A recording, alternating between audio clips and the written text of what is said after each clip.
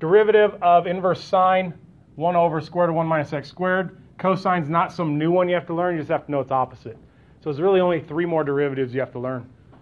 One is 1 minus x squared. Sine is 1 minus x squared. Notice over here with secant, it's x squared minus 1.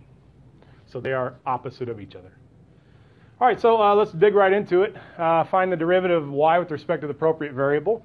So we have dy dt is equal to, this is sine, so it's 1 over the square root of 1 minus 9 over t to the 4th. So it's that thing squared. Whatever's sitting there, that's what you have to square. And then that's really 3t to the negative 2, so negative 6t to the negative 3. So then times negative 6 over t to the 3rd. So that's the chain rule with the new derivative. And we have to clean it up a little bit. So the rest is a lot of algebra. So I have the square root of t to the 4th minus 9 over t to the 4th. That's a common denominator, right? 1 is t to the 4th over t to the 4th with common denominator. And then this will just tag along for now. And then we have 1 over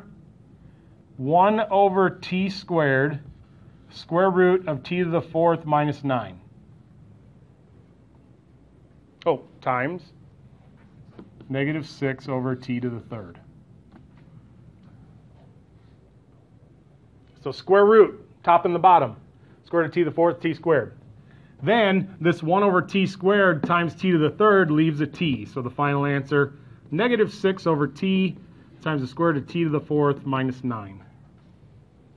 And you cannot square root individuals. I can't take t to the 4th minus 9 and make it t squared minus 3. You can't do that. You can't square root. I even showed it this morning. The square root of 16 plus 4 is the square root of 20 is 2 square root of 5. It is not 4 plus 2. Make it 6. You can't do that. So you can't do that on here either. And what I get a lot of is the square root of x squared plus 9 is x plus 3. Can't do that. How about cosine? Well, we did sine. How about cosine? So dy dx in this case is equal to negative 1 over the square root of 1 minus 1 over x squared. And then times negative 1 over x squared, because this is really x to the negative 1. You get negative x to the negative 2 for the inside when you take the derivative, just using the power rule. Let's see what kind of algebra we have now. It's a very similar problem. We have x squared minus 1 over x squared with common denominator. If you don't get that, just let me know. I'll help you out. And then we can square root that x squared, but the square root of x squared, I know it's 1 over x squared. Hey, let's do this first. Let's make it what it really is. Negative 1 over x squared, 1 over x, excuse me. And we're square rooting. 1 over x, square root of x squared minus 1. And then times negative 1 over x squared. But the square root of x squared is actually the absolute value of x. Because if you plugged in a negative 1 here, let's say, negative 1 squared is 1, square root of 1 is 1. So you plug in a negative 1, you get out a positive 1. Well, if you plug in negative 1 into x, you get out negative 1, which if the original produces 1, the result, the simplified version, must produce positive 1. So that's why it's the absolute value. So we need absolute value around this, right here. And then we have that equals negative times a negative is a positive. That's 1 over the absolute value of x, square root of x squared minus 1. Because this 1 over x cancels out with, This 1 over x cancels out with an x squared, leaving x. It's just in the denominator. Any questions on that one? Chain rule and then some simplification. All right, let's move on. Find the derivatives of y with respect to the appropriate variable. I did a sine, a cosine. Here's a cosecant. So dy, I just kind of want to do one of each. I don't think I did tangent, but I'm doing cotangent. 1 over the absolute value of x squared plus 1 times the square root of x squared plus 1 squared minus 1. But then times 2x, times the derivative of the inside. no matter what derivative, whatever new derivative we have, the chain rule always applies to it. Well, that's the calculus. How about the algebra? All right, how about we have 2x over absolute value of x squared plus 1, then the square root of x squared, oh wait, excuse me, x to the fourth, let's back that up, plus 1, square root of x to the fourth plus 2x squared plus 1 minus 1. And I already brought the 2x over, I took care of that. How about 2x over x squared plus 1? The 1's will cancel, and I can factor out an x squared. X squared times x squared plus 2. But then the square root of x squared is the absolute value of x. Well, let's write that.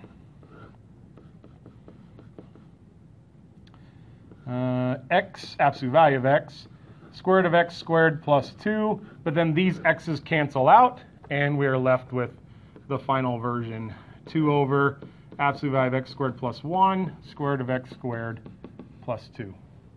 All right, how about 18?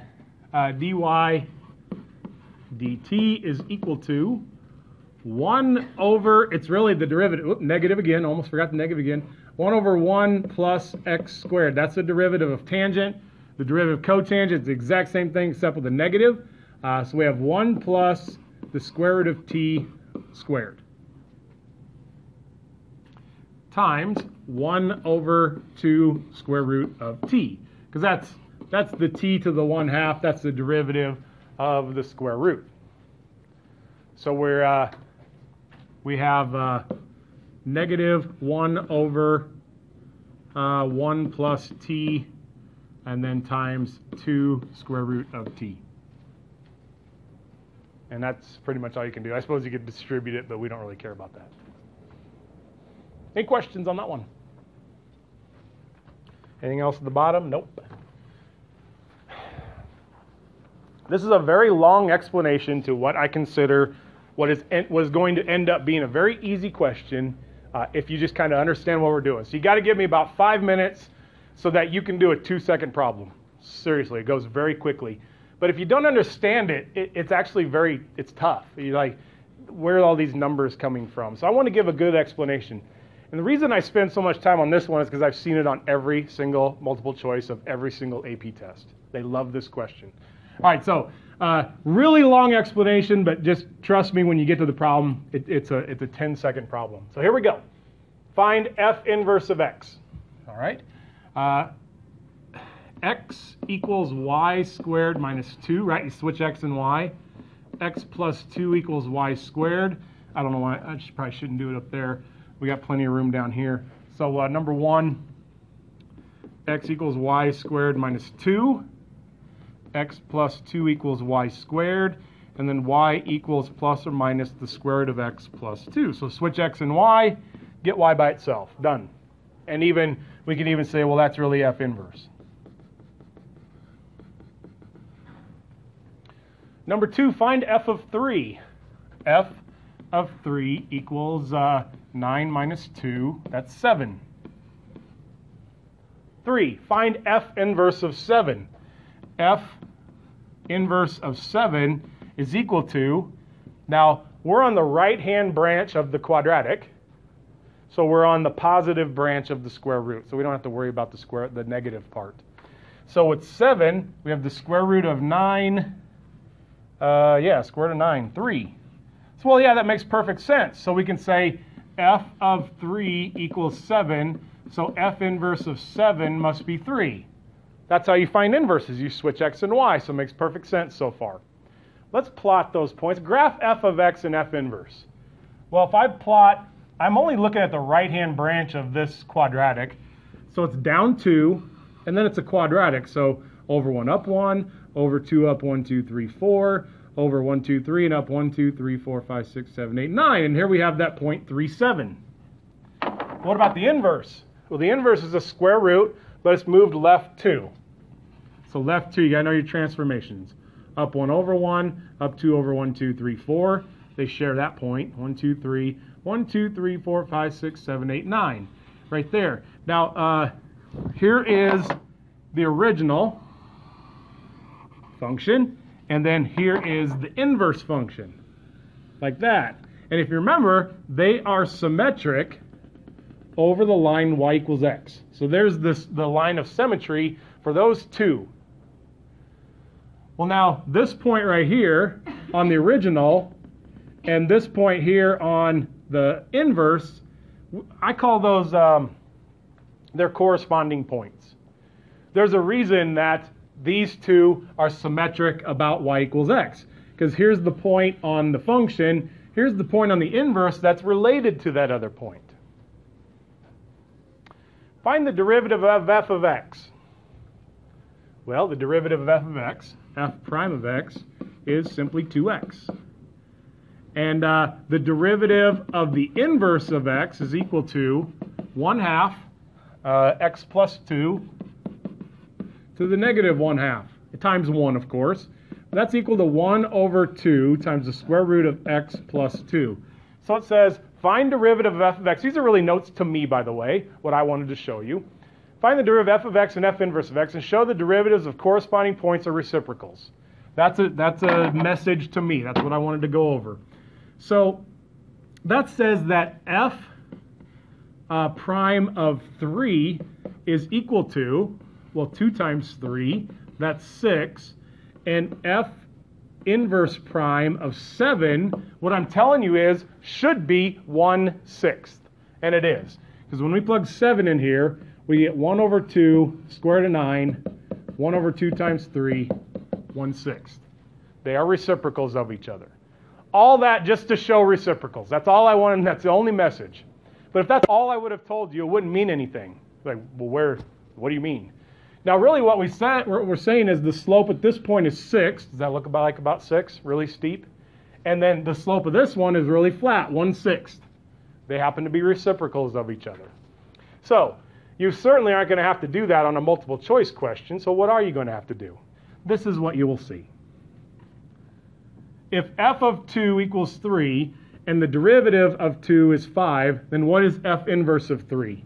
So f inverse of 3 should be 2. That problem takes as long as it takes you to write it down.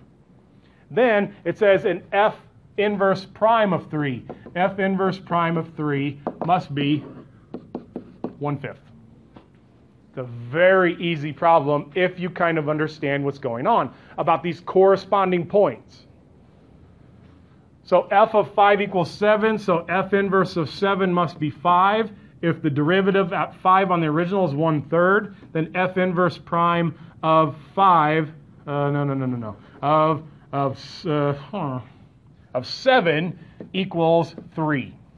Because if 5 is the x-coordinate on the original, then the x-coordinate is 7 on the inverse. Those are the corresponding x values. Piece of cake, right? Any questions on that? Really long-winded explanation for a pretty easy problem. All right, we'll come back to that. AP loves that question. Okay, write the formal definition of derivative. Go. That's not new. This is old. This is a review. It's a limit as h approaches 0, f of x plus h minus f of x all over h. Find the derivative. We're going to try to buzz through these. 7 times 3 plus 5x to the 4th to the 6th, but then times 20x to the 3rd. So you get 140x to the 3rd, 3 plus 5x to the 4th to the 6th. A little reminder of the chain rule. How about the quotient rule? Bottom times derivative of the top minus the top times the derivative of the bottom all over bottom squared. So really not a whole lot to do here. Maybe just reorder it a little bit. Quotient rule. Quotient rule always has a minus, and it's always bottom first. Bottom times derivative of the top. The reason I show this one, slow me down if I'm going too fast. The reason I show this one is because some students will try to tell me that pi over 2 is a function. Pi over 2 is not a function. It's just a number. So to do this derivative, we have negative cosecant squared of pi over 2x to the 4th. So that's the derivative of cotangent. and then times, it'd be 4 halves, so 2 pi x to the third. So maybe we reorder a little bit. Not really much to do with this one. You would not do the product rule there on the inside because you only have one function, that's it. Pi is not a variable, pi is a number. On this one, this next one, I know that fractions are not everybody's favorite, but it is worth your time to do fractions on this one. It'll save you a ton of hassle, and if you try to do the product rule with that, you're probably going to get it wrong. I'll just be honest. 90% of the students that try the product rule on this end up getting it wrong. It's tough. So we have 5x to the 12 fourths times x to the 1/4. So that's really 5x to the 13 fourths. So we have 65 fourths x to the 9 fourths. So it ends up being 65 fourths, 4th root of x to the 9th. And trying to get that answer using the product rule is pretty tough. Pretty tough go. Any questions on using fractions on that one? I thought we'd do a little bit of review. Find the derivative. This is parametric. So we can go all the way back to Algebra 1 and talk about rise over run, change in y over change in x, what a slope is. We can talk about tangent lines. It all kind of leads up to this problem right here, dy over dx. So it's literally the derivative of y over the derivative of x. And we want to evaluate when t equals 2. So that's 5 over 12 minus 4. So 5/8. Literally the derivative of y over the derivative of x. Find the equation of a tangent line to the curve at the given point. So this is implicit. 3x squared minus 6y dy dx is equal to 0. So we have negative 6y dy dx is equal to negative 3x squared, so minus 3x squared over, and divide by negative 6y. That's going to be what? X squared over 2y. And we're evaluating this at third root of 4 comma 2, which end up not being real nice, but it's the third root of 16 over the y is 4. So we have y minus 2 equals the third root of 16 over 4 times x minus the third root of 4. So if you don't have a calculator, we don't worry about decimals. Probably wouldn't worry about it anyway. There it is, the tangent line, right? A new derivative and an old question. And finally, find the x values where the slope of the tangent line is vertical. If you're kind of falling asleep on me, if you're like, I'm kind of drifting off, the notes are getting a little long today, I need you back at this problem, okay? And you're paying attention, you're doing fine, but I'm saying, let's focus up on this one. This is a pretty tough problem. Find the x values where the slope of the tangent line is vertical. So let's find the derivative. Slope of the tangent line, that suggests derivative. So we have first times derivative of the second plus the second times derivative of the first, and then do the same thing. So plus first times derivative of the second plus the second times the derivative of the first equals 0. Don't forget to take the derivative of both sides.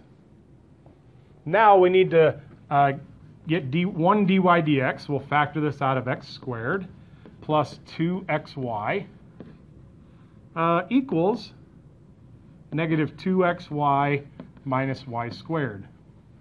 So then the derivative is equal to negative 2xy minus y squared over x squared plus 2xy. Now it says find the x values where the slope of the tangent line is vertical, which means the denominator has to be 0. Because if the denominator of the derivative is 0, then the slope is undefined. It's vertical. So now x squared plus 2xy, that needs to be equal to 0 so that we have a vertical tangent line. I can factor out an x and get x plus 2y is equal to 0. So I know one value. I know x equals 0. But I also know that x plus 2y has to equal 0. And now what I can do is I can replace a y in the original equation. Because 2y is equal to negative x, so y is equal to 1/2 negative 1/2 x. I'll go back to the original equation and plug that in for the y's. So that x squared times y, which is negative 1/2 x, plus x times y squared, which is 1/4 x squared, that equals 8. So I need to find the x values when this happens right here, when x plus 2y is 0. That's what we're trying to accomplish. What are the x values when that actually happens, when x plus 2y is 0? So this becomes negative 1/2 x to the third plus 1/4 x to the third equals 8. So negative 2/4 plus 1/4 is 1/4. X to the third equals 8. So x to the third equals 32. And so x equals the third root of 32.